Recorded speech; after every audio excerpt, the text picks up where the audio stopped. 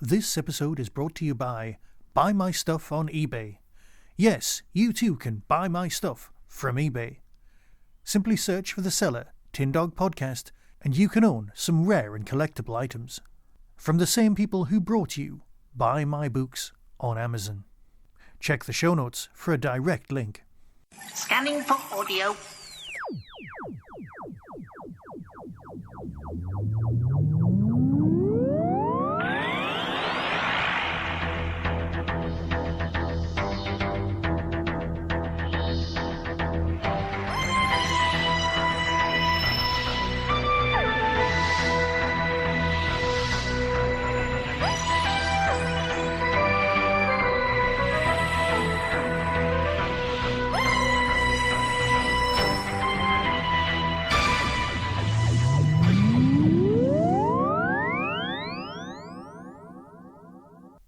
Welcome to a rather special Tin Dog Podcast. I've been going through my archives and I discovered that the Prisoner reviews from Volumes 1 to Volume 3 were difficult to locate. So what I thought I'd do is I'd find the original releases and put them all together for you as an omnibus edition, which admittedly means that this podcast is stuff you may have heard some time ago. The first one is episode 551. Yeah, it was a long time ago. But The Prisoner was so good and so important that I didn't want to lose these reviews. So here is the omnibus edition presented in its entirety, all 3 releases. Enjoy. Be seeing you. Scanning for audio.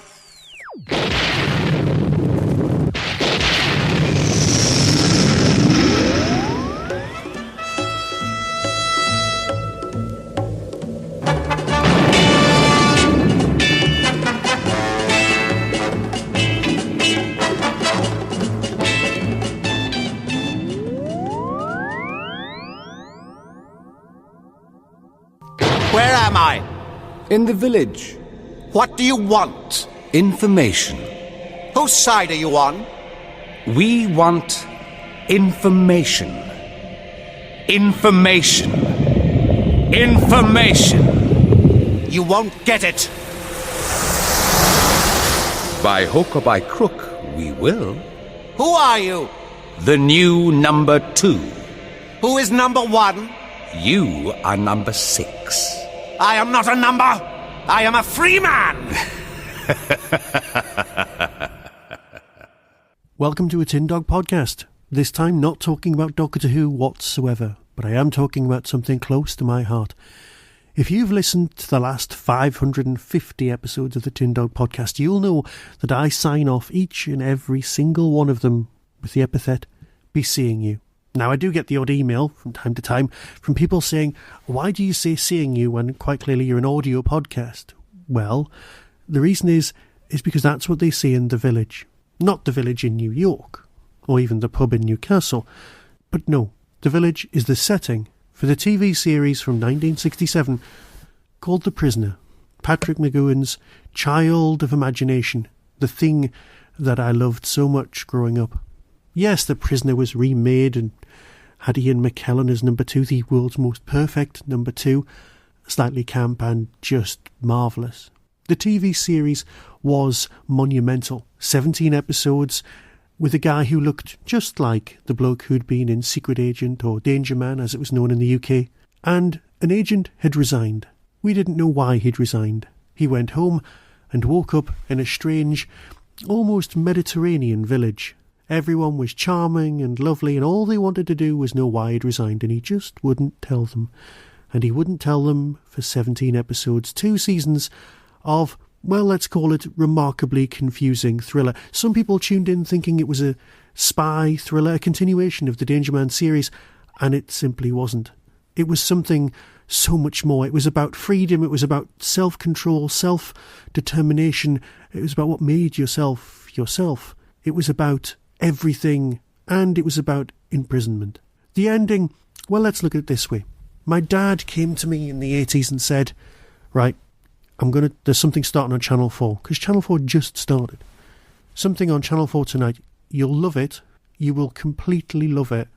And I'm like 13, 12 at the time. And he said, but you'll hate the ending. And you know what? I did. Because when I was a kid, I just couldn't make sense of it. I can make sense of it now on a much more intellectual level, but that's not what's important. This is a trip of psychedelia, of strange science. I loved The Prisoner so much that I ended up playing perhaps the best version of Prisoner ever, which is the GURPS version, Generic Universal Roleplay System, version of the Prisoner storyline.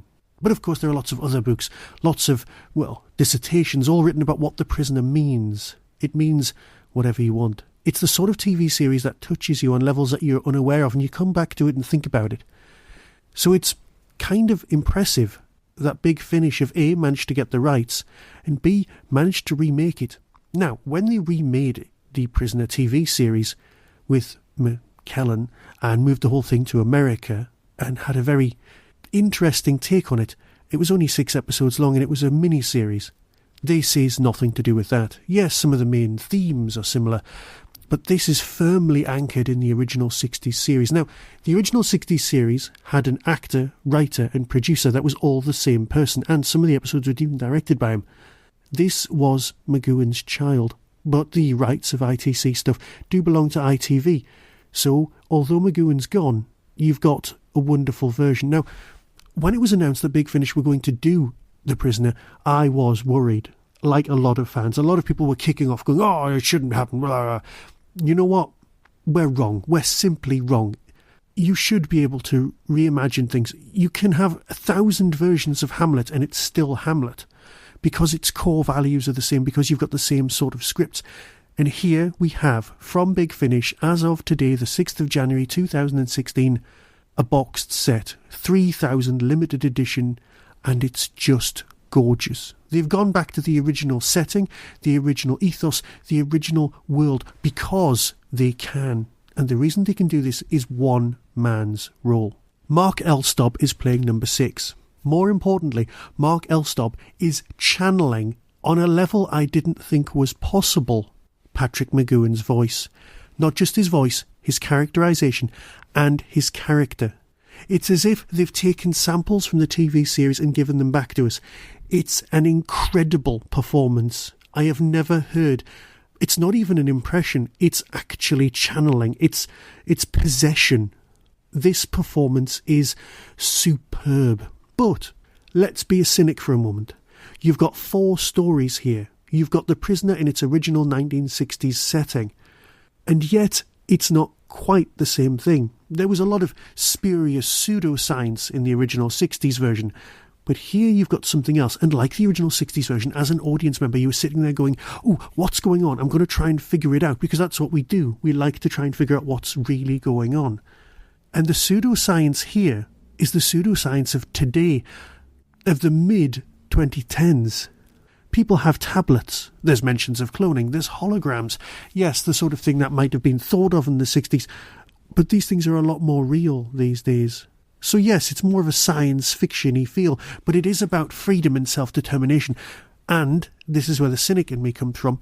You've got 3 of the 4 stories which are remakes, reimaginings, reworkings of original stories, original TV stories, stuff you could watch on ITV2 in the afternoon with the original cast, and you could physically watch it.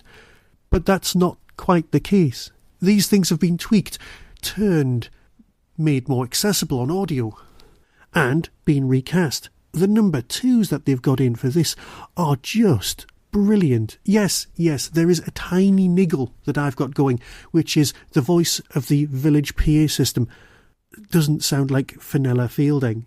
But you know what? After listening to these 4, that I don't care about. And I adore Fenella Fielding's voice. But the PA system of the village, I was just being precious. She's great. To be fair, there isn't a weak performance going on. Yes, the 3rd story, which is the only original one here, is hard going, but it's hard going because it's actual torture. There is torture going on in this episode. There is sensory deprivation on a level that you've never heard in a Bigfinish story. Yes, turning the lights off is something that's been done before on audio a billion times, but this kind of dark, foreboding, threatening world bears more resemblance to, survivors than anything else. So what do you have? You have a 5-disc set. The limited edition boxed set does look gorgeous. There is no getting away from that. Pre-order price of £40, digital pre-order price of £35. But the stories themselves, the original story of course was called Arrival. In here, the original story, the origin story, is called Departure and Arrival. And there's a little bit before the village, before his resignation, a bit of his last ever mission. Saltzman's mentioned, and that's from the TV series. There is the liaison. Now, McGowan himself turned down the role of James Bond at least twice. This is monumental. We could have had a McGowan Bond, and he would have been dark and brooding, but he was an incredibly, well, people use the word moral, but he had a code of ethics, and that's what we can describe. He only wanted to kiss his wife, and that made sense.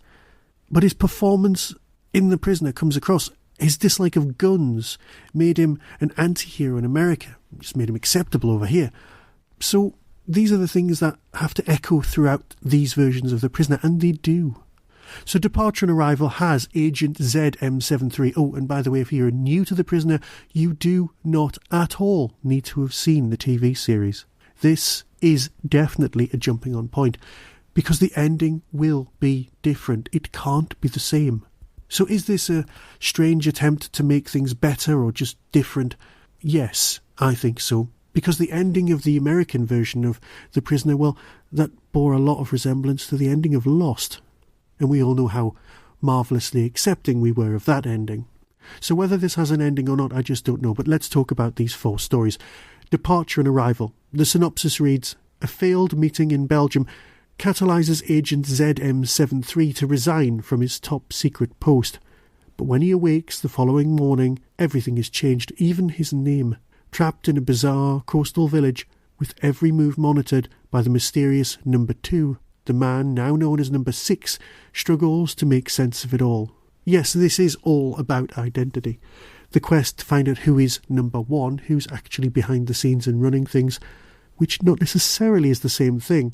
And, of course, the idea that he is now Number 6. Episode 2, The Schizoid Man, also based on a TV story. 6 finds himself fascinated by a strange bond, which is suddenly developed between himself and Number 9. But the next morning, 6 awakes to find himself changed, a moustache, different hair, and a new name, Number 12. Episode 3, Your Beautiful Village. As I've said, this is the one that is an original story, but it fits so beautifully and so perfectly that Nick Briggs seriously had nothing to worry about. Something is very wrong as 6 experiences the most disturbing sense deprivation. Almost complete darkness, filled with haunting sounds, fragments of conversations, and a desperate call from 9 start to test his reason. Episode 4, The Chimes of Big Ben. Again, based on, well, this story on TV actually exists in 2 different forms, and people argue over which one's the true one. I can hardly tell the difference. So here's a 3rd version for people to bicker about as well. Either way, they're all marvellous. A new prisoner arrives in the village. A woman is strong-minded, independent, and refuses to accept her number, 8. She's not a number, she's Nadia, and 6 is convinced that she is his ticket out of the village. The set contains 4 episodes, 2 78-minute feature-length and 2 hour-long episodes, and a behind-the-scenes documentary, all with a lavish colour booklet. This is quite definitely, if you listen to the extras disc, Nick Briggs's baby, and you know what? He can be very, very proud. But so can the entire cast. And you know what? If you are a Prisoner fan, get this. Give it a go. Don't prejudge it. Don't think, oh no, it can't possibly be as good. Because even with these 4 stories, it's already so much better than the American TV series. And it could be just as good as the ITV one. And that is saying something. It has the feel of an ITC drama. And, well, let's face it. I'll let you make up your own mind. Because after all, feel free. So until next time, be seeing you. I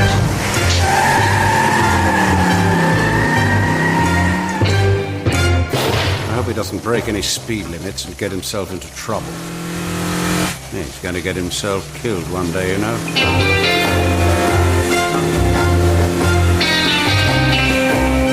where am I? In the village. In the village. Désirez-vous un taxi, monsieur? Take me away from here. Where to? As far as you can go. I heard this was your first day. And my last. Why'd you say that, number 6? Don't call me that. It's just the number of a house I woke up in. Now then, number 6. File open. I don't know who you are. I don't know who you work for. And I don't care. Open that door or I'll break it down. There's no need for all this nonsense. All we want to know is why you resigned. Stop! Do not run! Halt! Stop running, man! Stop running! You don't stand a chance! We don't want any unhappiness in our beautiful village, and if number 6 behaved aggressively towards you... What's your real name? What's yours? You see, we're both scared to talk. I love you. This place is a madhouse. A bloody nightmare. Yes, get out of here. Yes, we must, or they'll kill us. Worse. Words. Orange alert. Orange alert.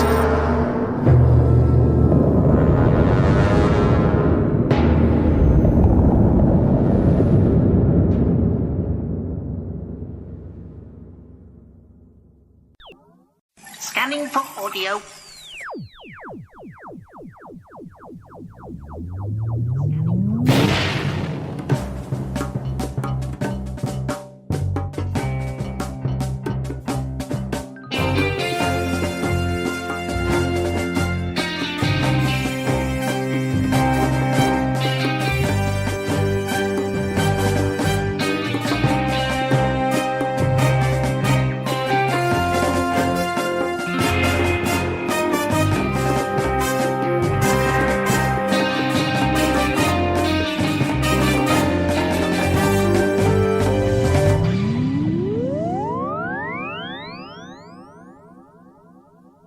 Welcome to the Tin Dog Podcast.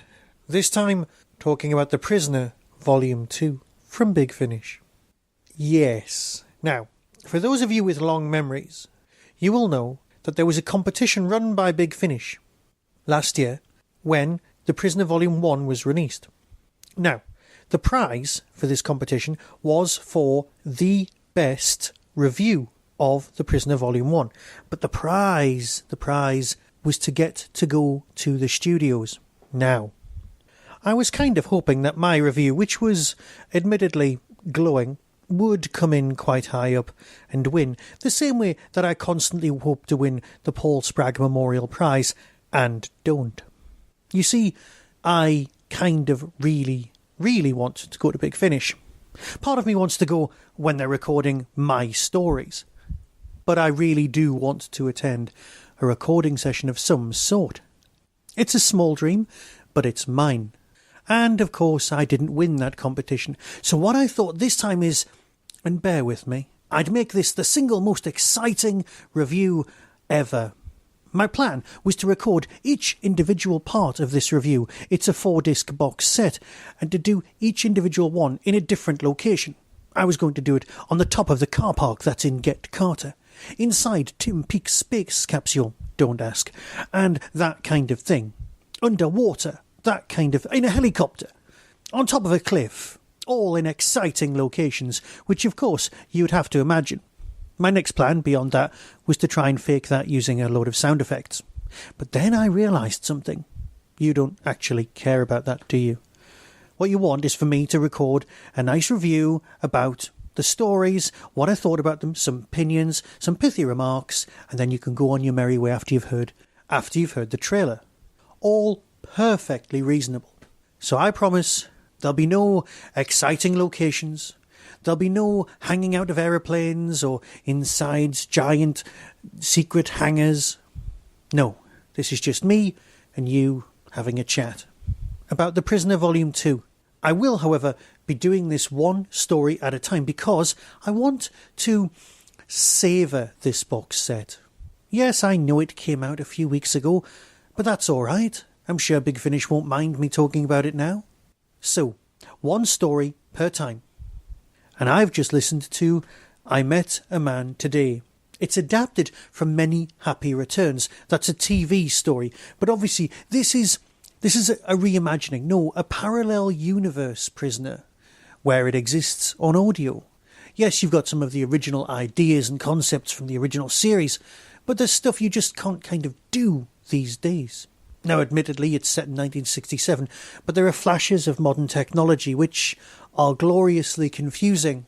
And I've got a feeling that at the very end of this, Nick Briggs is going to give us the ending to The Prisoner that isn't like the TV ending, which will of course divide fans, but you know what? The original ending divided fans left, right and centre. I'd like to point you all in the direction of the In the Village podcast that's going on, which is reviewing The Prisoner as it was broadcast 50 years on. It's a gloriously brilliant podcast, and I'm sure you can find it. I'll put a link in the show notes, but that's not what we're here to talk about. Right now I'm talking about I Met a Man Today. Now, here's the synopsis, and then I'll see what I can talk about.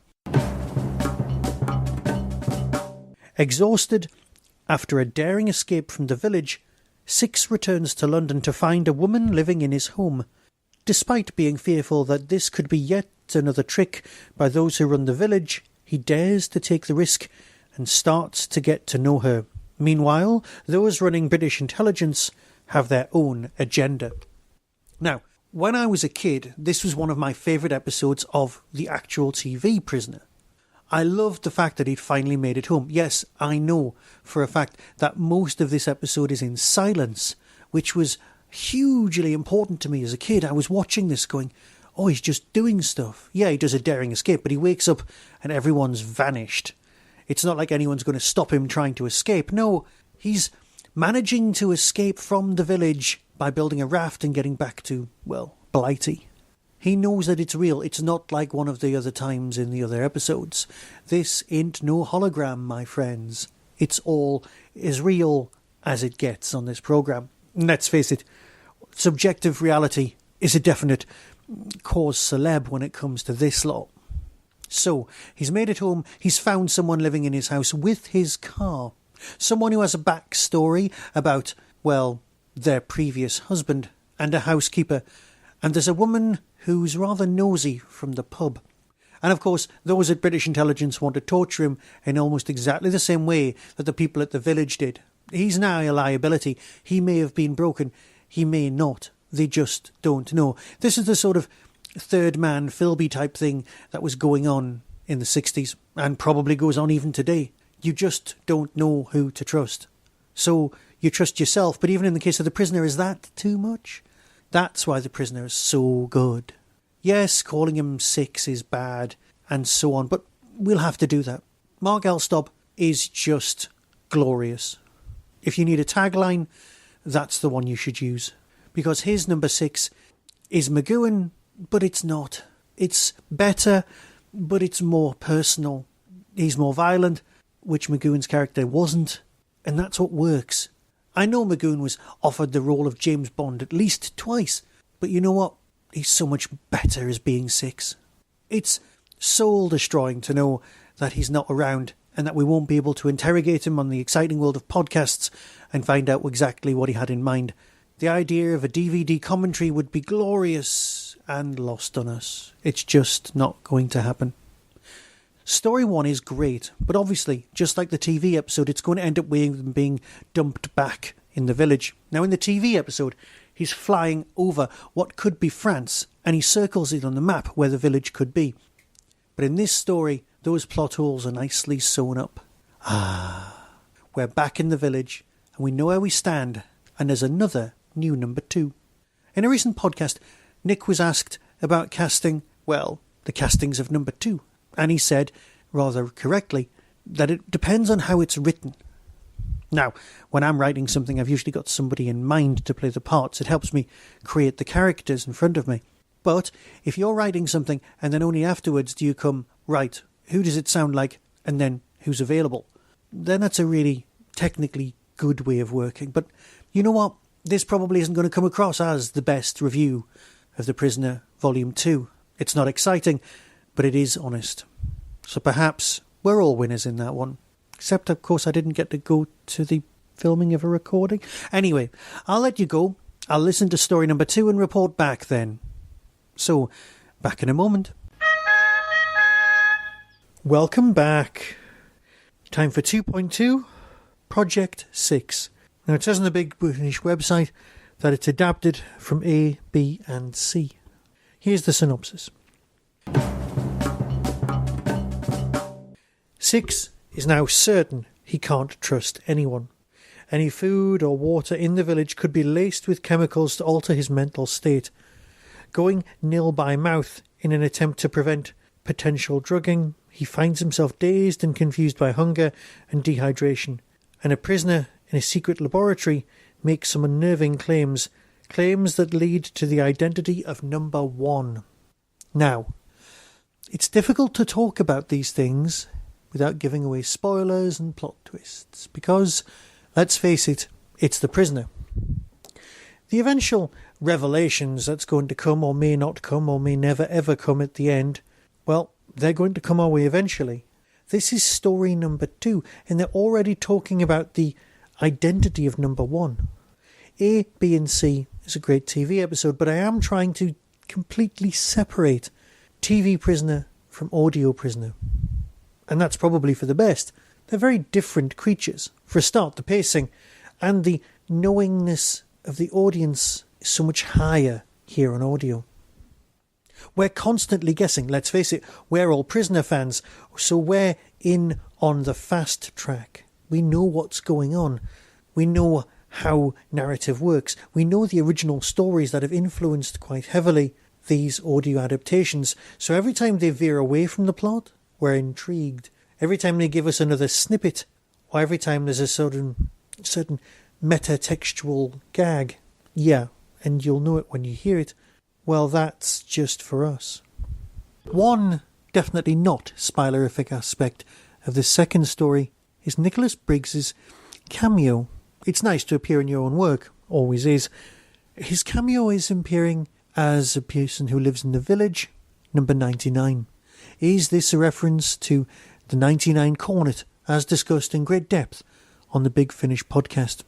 For this, I know we may never ever find out the answer. It's always going to keep you guessing. That's the point of The Prisoner. And that's what you've got here in spades. Thoroughly enjoyable, thoroughly enjoying it.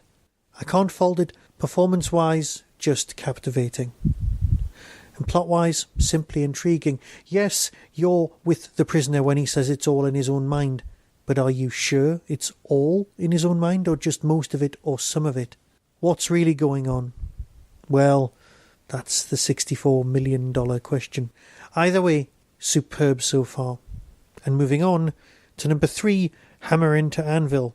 Bizarrely, and actually adapted from the TV episode of the same title. Back in a moment. Hello, I'm back. Not that you think I've been anywhere, because this obviously recording followed on from the last one, but I have been away. I've been busy, but I have listened to story number 3 from the Prisoner box set, and this one's called Hammer into Anvil, adapted from the TV episode of the same name. Now, admittedly, this is actually one of my favourite TV episodes. No, seriously, it is. So, here's the synopsis that you've got on the audio description. For the new number 2, the gloves are off. His mission to break 6, saying he must either be the hammer or an anvil. But 6 has a plan to exploit a weakness in the system. Yep, that says a lot, but basically it's a cat and mouse game, a psychological terror game. It's more proof. It does feel a lot more like your classic spy story, but that's all right. You need these in order to distract you from the audio assault that can be some of the other episodes. And admittedly, it finishes on a cliffhanger, which leads into part 4. Is it a worthy adaptation? Yes. It doesn't feel like an adaptation at all. It doesn't feel clunky or anything. It's just a nice, smooth transition from the visual to the audio with extra layers of Bigfinish prisonerness. Now, I know there are pictures of the guy playing number 6 on the front of the CD, but I just can't stop picturing McGowan. Is that a problem? I suppose so. But you know what? It's fine. It truly is. I can live with it. I so can, because these performances are glorious. So I don't want to spoil anything, and I suspect my review of part 4 will be even shorter because of the nature of the story. I'll listen to that and I'll report back. But I do need to say that this is a great adaptation. I'm thoroughly enjoying the box set, and if you're even wavering about buying this, you will be wanting it. But of course you can't own everything. But if you're a Prisoner fan, of course you need this. Back in a moment. Which brings us to the last of the 4 with Living in Harmony. Not adapted from the TV episode of the same title. Absolutely not. I've got a problem coming. But here's the synopsis, and I'll discuss my problem in a moment. Six finds himself in entirely unfamiliar circumstances. He is also confronted with the seemingly impossible return of number 9. But worst of all, he is faced with a deadly choice. Just how much is his freedom really worth? Now, the problem with Living in Harmony, which I always mistook for the episode Do Not Forsake Me, Oh My Darling, which makes sense if you've seen the TV show, because obviously that's the one that's set in an alternative world with a cowboy. Because that's the one set in an alternative world take on The Prisoner, where you've got the same narrative structures, and God forgive me for saying the word memes, taking place. So that's what I'm expecting. We're expecting a parallel storyline, but this is Nick Briggs's Prisoner. It's marvellous. It's truly great. It's a worthy addition to the Prisoner canon. Yes, it's not the TV show, but you know what? That doesn't matter here. What matters is just how great it is on its own. Imagine a parallel universe where this is The Prisoner, where it was never made for TV, but it was made for audio. That's how great this is. So, my problem is that I can't discuss this episode, not without giving you spoilers, not without giving you, well, a rundown of exactly what's happening. So with that, I'll have to leave it there, because let's face it, it's The Prisoner. If it made sense, it wouldn't be The Prisoner. If it all fitted neatly together with an answer, then that's fine. Hopefully, very much hopefully, there'll be another series, and I'll be waiting. And as I've finished every single one of these podcasts, and you know what? It doesn't matter that I'm not underwater, or jumping out of an aeroplane, or on a spaceship. What matters is that I've enjoyed these audios. And you know what? I've always finished every single one of the Tin Dog podcasts with the same phrase, and the same phrase comes from The Prisoner. So until next time, be seeing you.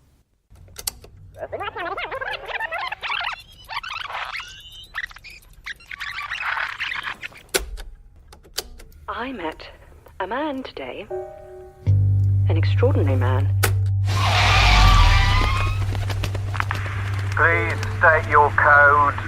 ZM73. It looks just the same. The car? Well, good. I didn't know the previous owner. You. I mean, someone bought it for me. Many happy returns. What's your name? What's yours? Kate. Kate Butterworth. How do I know I can trust you? How do you know you can trust anyone? I don't. What have you told her? None of your business. I don't quite understand. You were in a village, you didn't know where it was, and you didn't want to be there. Don't worry. It'll all be over soon. What's your name? No names. Just number 6. 6? Number 6. Everybody wants to tell their story, don't they? This is beginning to sound like an interrogation. Danvers, is this your idea of a joke? No, sir. Mark Stein just called. ZM73 is back and he wants to see you. Good God. If you had to escape from this village, was someone keeping you there by force? Yes. So, how did you get away? I told you, it was empty. You just woke up one morning and everyone had gone? Yes. Even the people trying to keep you there? Everyone had gone. Turn it off! Whatever this is supposed to achieve, turn it off! What is the village? Don't you know? Where is it? I don't know. All I know is that I escaped from it. How? I'll admit it, I'm fascinated to know your story. You want to turn my life into a book? Would that be such a bad thing? Everyone has a story. I don't tell stories. Why not? Everyone tells stories. Not me. I've got nothing to say. So you have a secret? It's all secret. There is no village. It's a Soviet fiction. Your cover story. He died in the service of his country. That's all they'd say. I can assure you that none of us has heard of this village place. Why should I believe you? Why should we believe you? Because you have some proof that I'm telling the truth. Not much proof. Precisely. We need more information from you, ZM73. Information. We want information.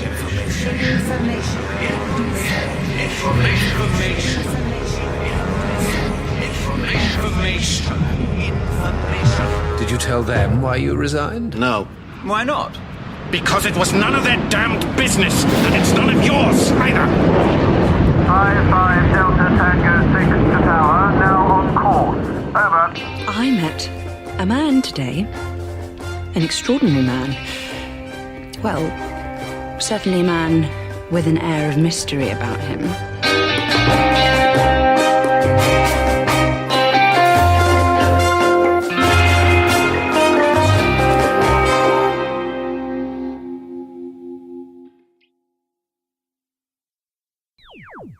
Scanning for audio.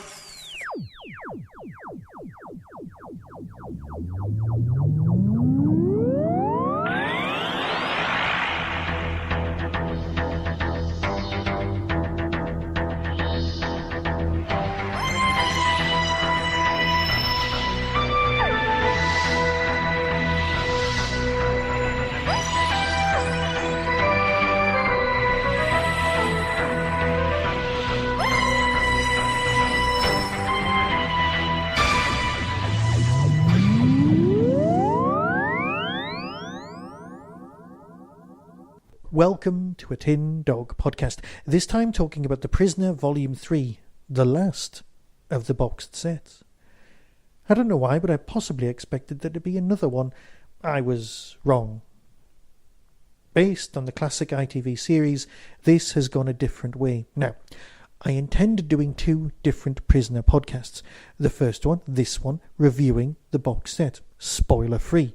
It has to be. And the next one I'm going to do, I'm not sure when I'll do it, will be comparing a very specific aspect, and that one will be spoiler heavy. So be warned before you download that one and listen to it, because I want to look at the endings. The ending of this box set, the ending of the Prisoner series here versus the ending of the Prisoner series on TV. Are you ready for that? Well, that will be another podcast, so bear with me while I review quickly, or not too quickly, this particular jaunt. So, I am not a number, I am a free man. January the 16th, 1967. Number 6 is still trapped in the village. Do those who run the place want simply to extract classified information, or do they have a darker purpose? Number 6 has to believe he will escape, and this time he begins to see a possible way out. But will the price of freedom be too high? 3.1, Free for All. I'll discuss each one after I've done the synopsis, because that way I'm not going to give you any spoilers. But if you don't want any spoilers at all, how about I just say a fitting end?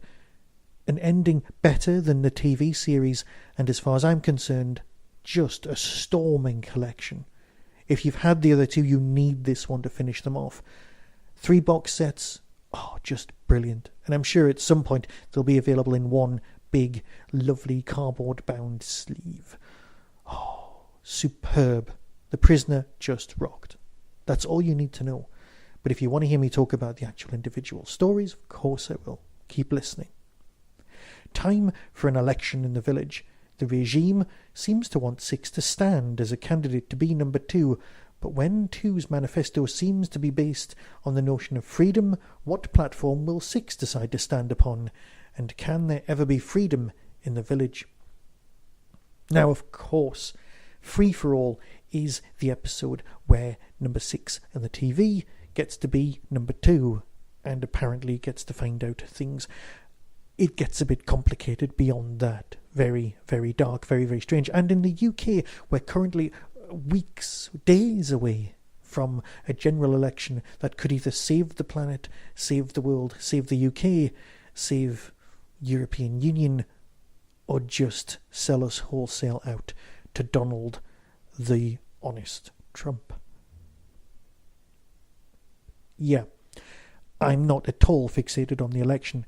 I'm not finding it difficult to sleep, difficult to think, difficult to work my way through things, difficult to think about anything other than the current state of politics in the UK and indeed the world. Oh no. So obviously I'm going to deeply enjoy something where somebody's talking about freedom. And here we've got a great story. Nick Briggs, in his interviews, does say that he had no idea there was going to be an election in the UK, which I can kind of understand, but its timing is so elegant. I love this story on TV, and I equally love it on audio, because it's different. Because in this box set we've got interlinked stories. These narratively follow on from each other. They're all very different, but one follows another and follows another and so on. They all lead they'll all lead towards the end, where we get to find out, well, what happens. Story number 2, 3.2, The Girl Who Was Death. Now, in the original, it was a story. This was my first ever Prisoner episode that I saw, which is very unlike other Prisoner episodes. And this story is a classic spy drama, which is a little bit odd, and you start thinking, what is going on? And you start thinking, what's going on all the way through it? And it's a story that is linked with number 2, trying to find out. He's basically telling a story to kids when you find out, in a kind of Princess Bride-y kind of a way. It's as if he might reveal something, but of course he doesn't.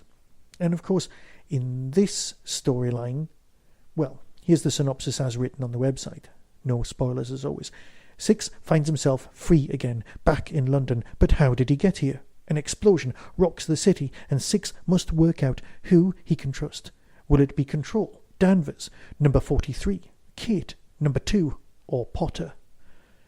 You see, it's a similar storyline in the grounds that it's away from the village, but you've got lots of flashes of the original story that occur here, but of course this is more to do with the continuing narrative. It feels much more like a spy drama, and that's something I'm going to have to deal with in my second podcast, where I talk about the endings. It's a cracking spy tale, and it goes along a storm, and it really feels like it's building somewhere, and the place it's building is 3.3, the Seltzman Collection. Potter and ZM73, that's the prisoner's code name. It's really nice that they've managed to give him a name in this. Think that if they go back to the beginning of it all, they'll all be able to solve the mystery of the village. But can Professor Jakob Seltzman really provide all the answers? He probably could, but I'm not going to go down that road, not here. It's a continuing spy drama, but it does have that whole mind swap, body swap thing going on that was so prevalent in those early stories. Yes, I know the reality of the story is that Patrick McGoohan had to go and film Ice Station Zebra, so that he wasn't available for the story, so they had to do a body swap thing. But here, it's milked and moved so much better, and Nick Briggs creates something truly meaningful, truly inspiring. And I know he says he dashed these scripts off, but what he actually did was channel the thoughts that had been in his head for years, brewing, and he just let them out. The story wrote itself because the story was already there. Yes, he was exhausted because all he did was let it free. These thoughts, these concepts, these ideas are run very deep. And yes, it may not have taken long, but that's because the story already lived. Like Michelangelo used to talk about something being in a rock, and you just had to let it free. That's what he's done with this story. There are concepts dealt with here that should have been dealt with in TV, and they work beautifully. 3.4, the last ever of our stories, is a very simple synopsis. From London to Candisfeld to the village. Will an end to it all ever be possible? And that is dealt with beautifully. And as I've said elsewhere, a better ending than the TV show. And I don't see that lightly. It's more understandable, and yet it's more eccentric. Yes, it's curiously odd, but it does make sense. So, with that, I'll let you hear the trailer and you can decide for yourself. So until next time, be seeing you. From Bigfinish Productions, The Prisoner, Volume 3. Orange alert. Orange alert. My God! What is it? I won't be pushed, stamped, debriefed, or numbered. Listen to me. Listen to me. You know, there's nothing Control doesn't know. Open fire! How's the future? And for my entertainment, make it convincing. I'm in charge. There's a cod war with Iceland. Cod? Maybe there is no escape from the village. Rover approaching. Rover now approaching.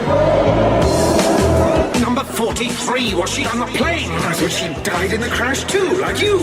I can report that ZM73 has returned to number 1. We've joined the European Economic Community. What the hell are you talking about? Free for all! Village Rifle Association. Lean in, breathe out slowly, and squeeze the trigger.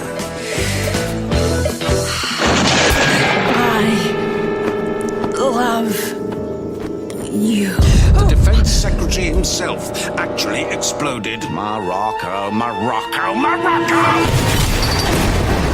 You won't break me. You won't take me back. I won't bend to your rules. My life and my thoughts are my own. I resigned. I will take no part in any of this. I resigned! Is this the ending you've decided on? No, you can't. I'm not a number, I'm a free man. Bigfinish, we love stories.